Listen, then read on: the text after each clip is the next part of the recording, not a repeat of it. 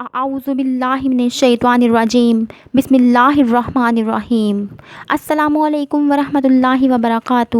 الحرم on line Quran academy میں خوش آمدید۔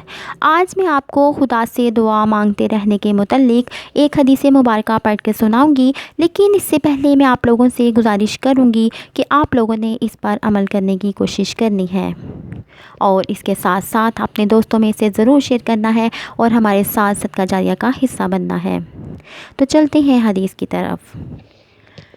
نبی کریم صلی اللہ علیہ وآلہ وسلم نے فرمایا، بندہ مومن کی کوئی دعا ایسی نہ ہوگی جس کے بارے میں خدا یہ بیان نہ فرما دے کہ یہ میں نے دنیا میں قبول کی اور یہ تمہاری آخرت کے لیے ذخیرہ کر کے رکھی۔ اس وقت بندہ مومن سوچے گا کہ کاش میری کوئی بھی دعا دنیا میں قبول نہ ہوتی۔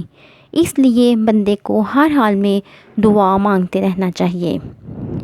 ایک بار پھر سے پڑھتی ہوں، بندہ مومن کی کوئی دعا ایسی نہ ہوگی جس کے بارے میں خدا یہ بیان نہ فرما دے کہ یہ میں نے دنیا میں قبول کی اور یہ تمہاری آخرت کے لیے ذخیرہ کر کے رکھی۔ اس وقت بندہ مومن سوچے گا کہ کاش میری کوئی بھی دعا دنیا میں قبول نہ ہوتی۔ اس لیے بندے کو ہر حال میں دعا کرتے رہنا چاہیے۔